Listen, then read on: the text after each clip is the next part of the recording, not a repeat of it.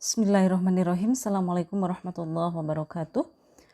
Para pendengar dan pemirsa yang berbahagia, semoga kita semua selalu berada dalam keadaan sehat walafiat dan selalu berada dalam lindungan Allah Subhanahu wa taala.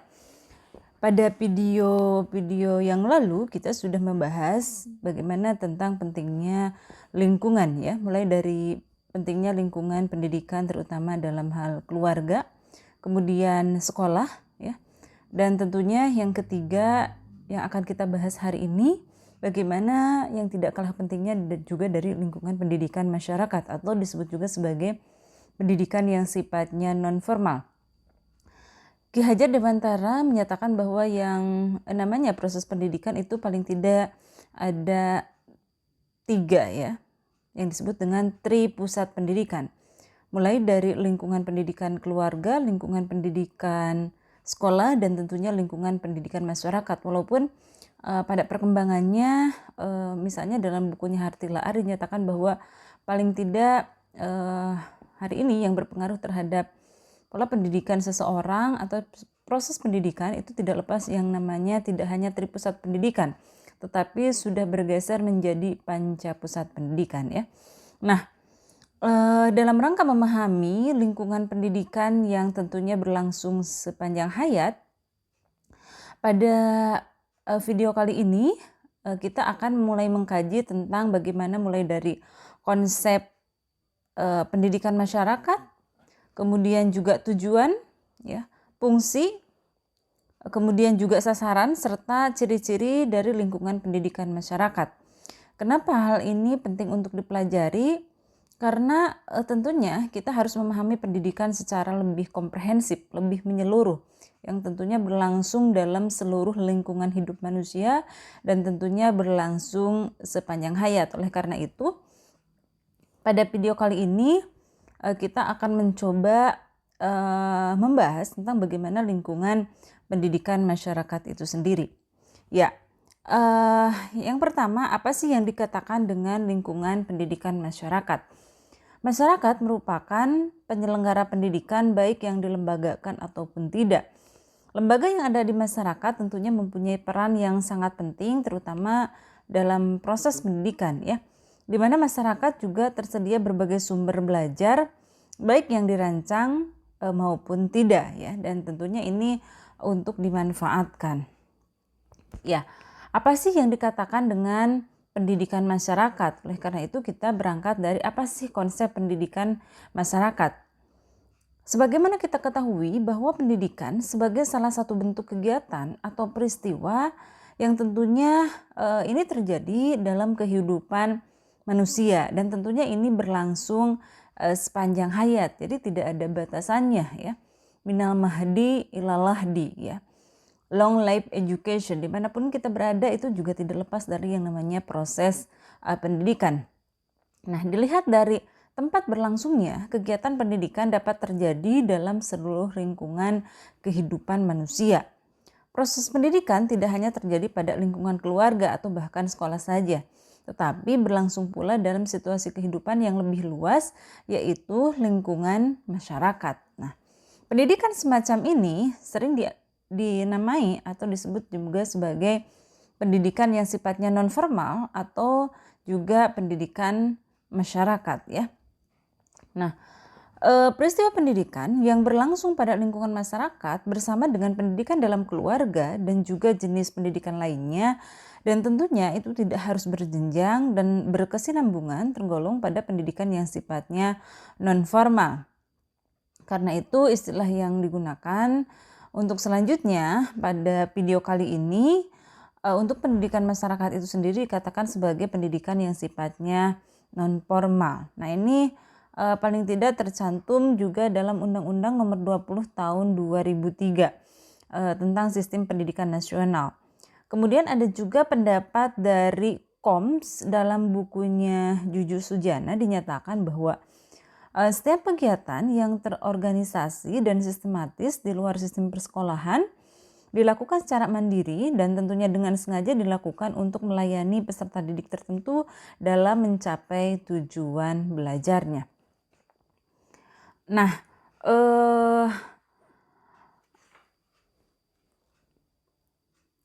bahwa setiap pendidikan dalam arti yang luas, di dalamnya terdapat komunikasi yang teratur dan terarah, diselenggarakan ya pada pendidikan yang sifatnya non formal, sehingga seseorang atau sekelompok orang memperoleh informasi mengenai pengetahuan, latihan, bimbingan sesuai dengan tingkatan usia dan kebutuhan kehidupannya.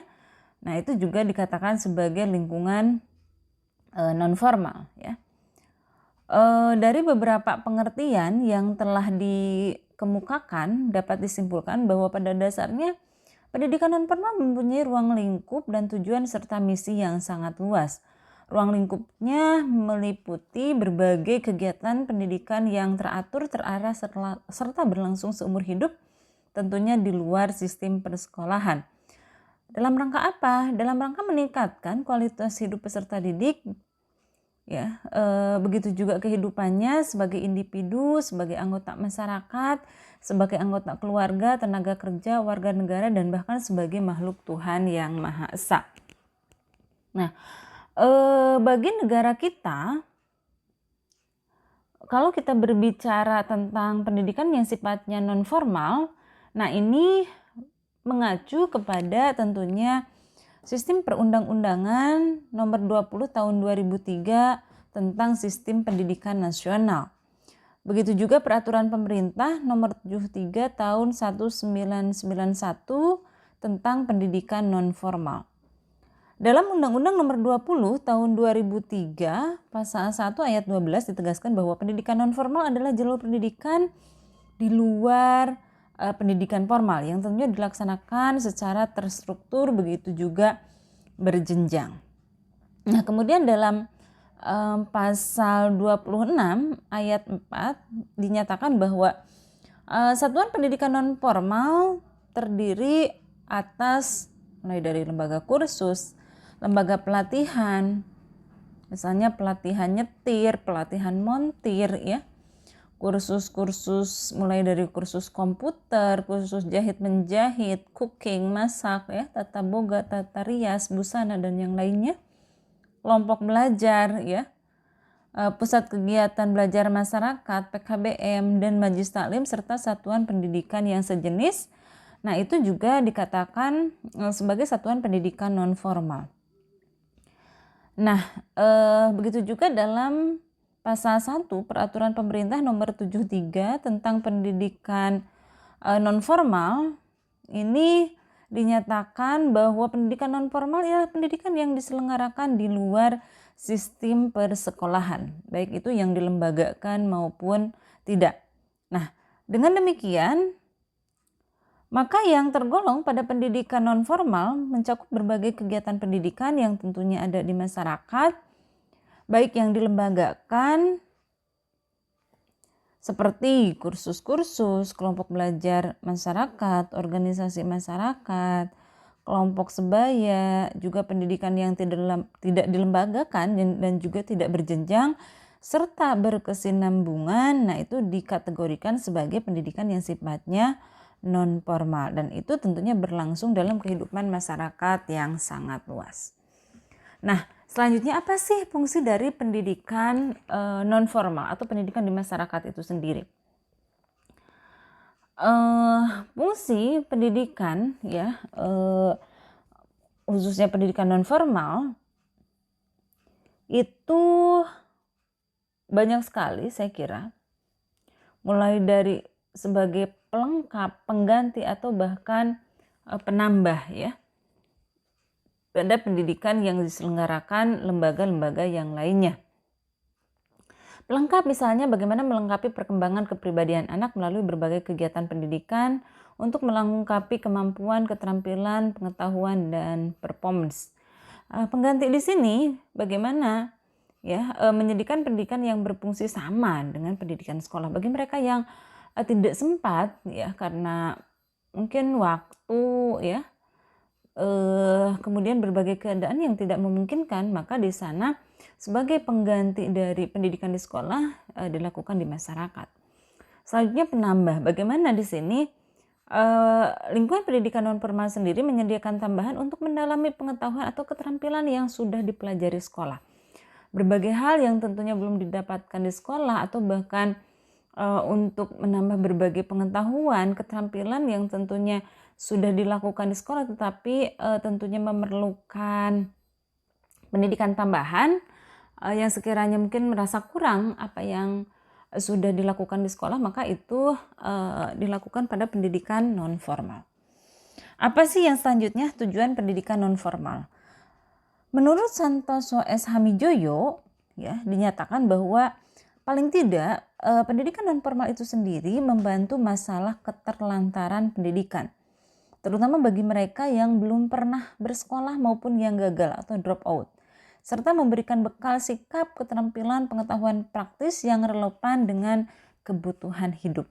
Nah, dalam kerangka sistem pendidikan nasional, pendidikan non formal ini juga merupakan salah satu jalur yang bersama-sama dengan jalur yang lainnya mestinya mempunyai tujuan yang senantiasa mengarah pada tujuan pendidikan nasional, ya. Sebagai salah satu jalur dalam sistem pendidikan nasional, pendidikan non formal mempunyai tujuan juga sebagaimana peraturan pemerintah nomor 73 tahun 1991. Di sana dinyatakan bahwa tujuan pendidikan non formal paling tidak pertama melayani warga belajar supaya dapat tumbuh dan berkembang sedini mungkin dan sepanjang hayatnya guna meningkatkan martabat dan kehidupannya. Kemudian yang kedua, membina warga belajar agar memiliki pengetahuan, keterampilan, dan sikap mental yang diperlukan untuk mengembangkan diri, bekerja mencari nafkah, atau melanjutkan ke tingkat atau bahkan jenjang pendidikan yang tentunya lebih tinggi. Kemudian yang ketiga, memenuhi kebutuhan belajar masyarakat yang dapat dipenuhi dalam jalur pendidikan sekolah. Nah, berangkat dari tujuan pendidikan yang sudah saya sampaikan tadi, dapat dikemukakan bahwa atau dapat disimpulkan bahwa satuan pendidikan non formal mempunyai tujuan yang tentunya sangat luas sekali, meliputi berbagai upaya bagaimana bisa melayani dan membina warga masyarakat baik perorangan maupun kelompok, serta memenuhi kebutuhan belajar masyarakat yang karena berbagai hal atau alasan memerlukan pendidikan. Nah, sebagai upaya pendidikan tersebut berlangsung sepanjang hayat melalui peningkatan berbagai pengetahuan, keterampilan, dan sikap yang diperlukan untuk meningkatkan martabat dan mutu kehidupan manusia itu sendiri. Nah, selanjutnya apa sih sasaran pendidikan non formal? Nah, sesuai dengan misi dan tujuannya, pendidikan non formal yang berlangsung pada lingkungan masyarakat yang luas mempunyai populasi sasaran yang sangat luas pula. Di sini meliputi segenap lapisan masyarakat yang karena berbagai hal, begitu juga alasan memerlukan peningkatan dan pengembangan kemampuan melalui pendidikan untuk memenuhi kebutuhan hidupnya. Sedangkan menurut Sanafiah Faisal, dinyatakan bahwa ada beberapa klasifikasi yang dapat dipakai untuk menunjukkan populasi sasaran program pendidikan non formal itu sendiri. Di antaranya beliau mengkriteria mulai dari berdasarkan usia, jenis kelamin, lingkungan tempat tinggal, latar belakang pekerjaan, latar belakang pendidikan, serta latar belakang kelainan sosial. Nah, di antaranya kalau dilihat dari faktor usia, di sini yang menjadi peserta didiknya, sasaran pendidikan non formal terdiri atas usia anak-anak, remaja, pemuda, bahkan orang dewasa. Nah, faktor usia ini berkaitan langsung dengan tingkat perkembangan individu, baik secara psikologis maupun secara sosial. Dengan demikian, maka kebutuhan belajar mereka yang tentunya perlu dipenuhi oleh pendidikan non formal mempunyai rentang yang tentunya bervariasi sesuai dengan tingkat perkembangan dan tentunya potensi yang dimiliki masyarakat tersebut. Yang selanjutnya dilihat juga tadi dari jenis kelamin, ya. Dimana jenis kelamin di sini tentunya terdiri dari laki-laki begitu juga perempuan. Sehingga dalam penyusunan program pendidikan mesti mempertimbangkan jenis kelamin. Karena ada pendidikan yang tentunya cocok untuk kaum perempuan, dan tidak cocok untuk kaum laki-laki atau bahkan sebaliknya.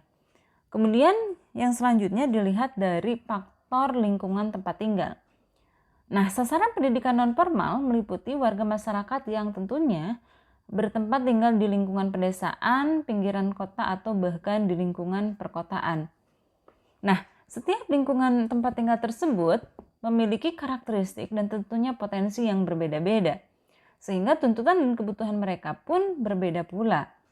Nah, sehingga dari sana bisa disesuaikan dengan potensi dan kebutuhan yang tentunya dirasakan pada lingkungan tempat tinggalnya. Kemudian dilihat juga dari latar belakang pekerjaan. Nah, sasaran pendidikan non formal itu terdiri dari seseorang atau bahkan sekelompok orang yang belum mendapat pekerjaan atau bahkan warga masyarakat yang sedang atau telah bekerja.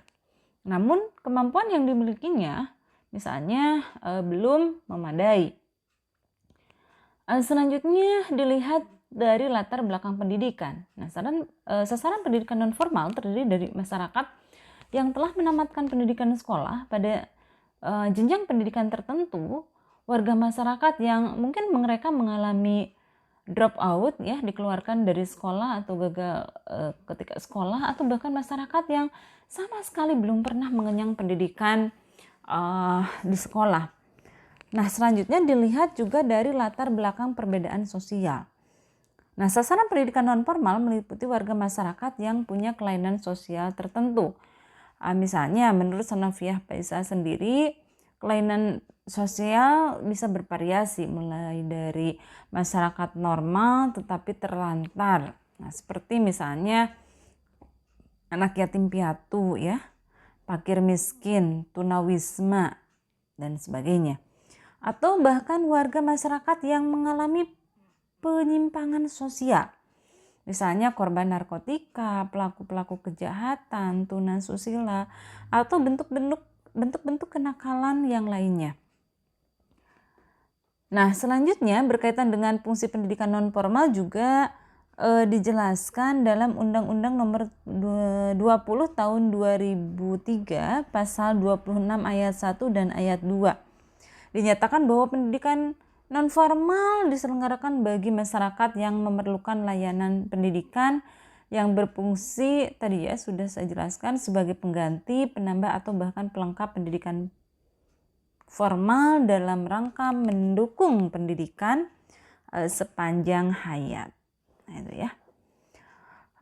Selanjutnya yang akan kita bahas, apa sih yang menjadi ciri-ciri pendidikan non formal. Nah, ini banyak sekali saya kira yang menjadi ciri-ciri pendidikan non formal itu sendiri. Misalnya pertama mulai tampaknya di permukaan, tidak seperti pendidikan. Jadi yang kadang terlihat oleh kita itu tidak seperti pendidikan, misalnya kepramukaan, pembangunan desa misalnya. Tapi hal tersebut dalam arti luas itu termasuk pendidikan. Nah, kemudian yang kedua, titik pusat perhatiannya sering ditekankan pada misi yang segera dan praktis. Ingin segera terlihat, ingin ingin cepat bisa misalnya ya. Pada umumnya diselenggarakan di luar gedung sekolah. Nah, itu ya. Walaupun terkadang beberapa kegiatan juga ada yang dilakukan mungkin di sekolah-sekolah tertentu karena tidak ada tempat yang lain, misalnya ada yang di madrasah, ada yang di masjid, dan lain-lain. Yang selanjutnya, penguasaan pengetahuan, begitu juga sikap dan keterampilan dibuktikan oleh performance daripada oleh sertifikat ya. Jadi yang paling bisa terlihat itu bagaimana performance ya, keadaan seseorang, bisa apa, terampil apa, mampu dalam hal apa misalnya, dibandingkan dengan apa? Hanya sertifikat saja.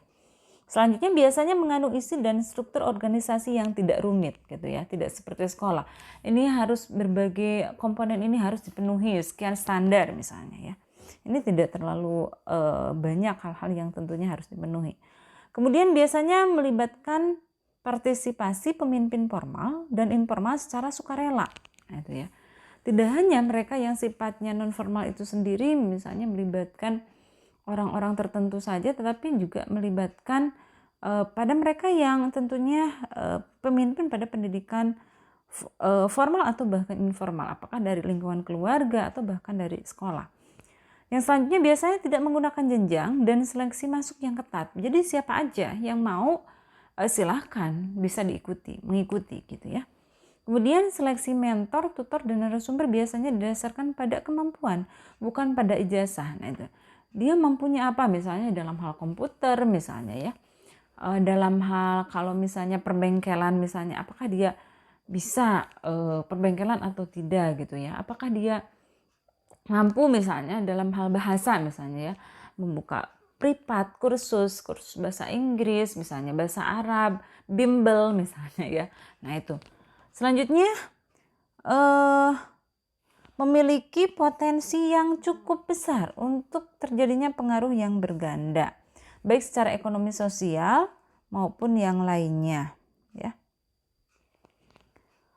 Nah, sedangkan bagaimana ciri-ciri pendidikan non formal atau karakteristik pendidikan non formal menurut Jujuk Sujana? Pertama dilihat biasanya dari apa? Tujuan. Nah, dilihat dari tujuan, pendidikan non formal mempunyai ciri jangka pendek dan tentunya khusus, yaitu bertujuan untuk memenuhi kebutuhan belajar tertentu yang fungsional bagi kehidupan masa kini dan kurang menekankan pentingnya ijazah. Penting mah skillnya bisa, kemampuannya bisa ya. Dia punya ahli dalam hal apa gitu ya. Nah itu. Kemudian dilihat dari segi waktu. Waktu penyelenggaraannya, pendidikan non formal dilaksanakan dalam waktu yang relatif singkat. Menekankan pada masa sekarang dan menggunakan waktu yang tidak terus-menerus tetapi disesuaikan dengan kesempatan yang dimiliki peserta didik. Nah, itu jadi relatif singkat. Apakah misalnya 1 bulan, langsung bisa 5 bulan, 1 tahun gitu ya. Isi program.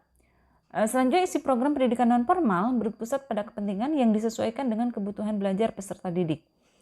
Nah itu ya. Jadi bagaimana peserta didik ingin bisa apa, ingin punya skill apa, kemampuan apa. Nah itu biasanya dilihat. Dan begitu juga waktunya itu tergantung dari kapan ya peserta didiknya itu bersedia. Proses pembelajaran. Selanjutnya pendidikan non formal memiliki ciri proses pembelajaran yang dipusatkan di lingkungan masyarakat, di mana tempat kerja dan pusat-pusat pendidikan non formal lainnya. Nah itu sudah jelas ya. Kemudian pengendalian program. Pengendalian program pendidikan non formal diselenggarakan oleh pelaksana program. Begitu juga peserta didik. Pendekatannya bersifat demokratis, yang mana hubungan antara pendidik dengan peserta didik ini bercorak hubungan kesejajaran atau kolegial. Nah, tentu atas dasarnya apa? Nah, fungsinya untuk apa? Nah, itu ya. Kemudian dalam Undang-Undang Nomor 20 Tahun 2003, Pasal 26 Ayat 3 dinyatakan bahwa pendidikan non formal meliputi pendidikan kecakapan hidup, pendidikan anak usia dini, pendidikan kepemudaan, pendidikan pemberdayaan perempuan, pendidikan keaksaraan, pendidikan keterampilan dan pelatihan kerja, pendidikan kesetaraan. Misalnya kesetaraan ini ada paket ya, mulai dari paket A, paket B, paket C gitu kan. Serta pendidikan lain yang ditujukan untuk mengembangkan kemampuan peserta didik ya. Nah, sedangkan satuan pendidikan non formal terdiri dari kursus, lembaga pelatihan, kelompok belajar masyarakat, pusat kegiatan belajar, majelis taklim, atau bahkan satuan pendidikan yang sejenis. Nah itu ya. Jadi saya kira bagaimana di sini berbagai upaya untuk supaya masyarakat memiliki pendidikan yang sifatnya sama, rata ya. Setiap warga masyarakat ingin mendapatkan pendidikan yang sama. Ini saya kira berbagai upaya yang dilakukan oleh pemerintah ini ya dalam rangka mendukung education for all. Ini dari dulu juga sudah dicanangkan sebenarnya gitu ya. Tinggal bagaimana masyarakat itu sendiri apakah mau mereka untuk mengikuti atau melaksanakan pendidikan itu sendiri ataupun tidak dimanapun dia berada gitu ya. Nah, hasil pendidikan non formal juga dihargai setara dengan hasil pendidikan formal tentunya setelah melalui proses penilaian penyetaraan oleh lembaga yang ditunjuk pemerintah atau bahkan pemerintah daerah dengan mengacu pada standar nasional pendidikan. Nah, setelah kita tadi membahas bagaimana tentang pendidikan non formal itu sendiri, tentunya sudah ada undang-undangnya seperti apa. Nah, sehingga dari sana dinyatakan bahwa kedudukan non formal itu sendiri memiliki kedudukan yang tentunya sama pentingnya dengan pendidikan yang sifatnya formal gitu ya. Walaupun terkadang beberapa masyarakat itu masih membedakan gitu ya, masih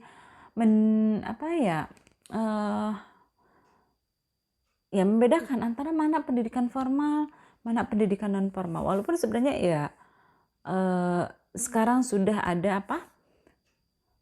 kedudukan yang memang sama penting, tidak bisa dipisah-pisahkan gitu antara pendidikan formal dengan non formal itu sendiri, bahkan saling melengkapi. Misalnya pesantren gitu ya, bagaimana supaya anak-anak secara keagamaan lebih menonjol gitu ya, misalnya lebih bagus lagi ditunjang dengan sekolah. Makanya sekarang sekolah berada di lingkungan misalnya pesantren, boarding school gitu ya. Oke, saya kira berkaitan dengan bagaimana pendidikan non formal itu sendiri, untuk pertemuan kali ini saya kira cukup sekian. Semoga bermanfaat, dan selanjutnya kalau ada hal-hal yang perlu kita kaji lebih dalam ya, kita buka sharing ya. Terima kasih. Wassalamualaikum warahmatullahi wabarakatuh.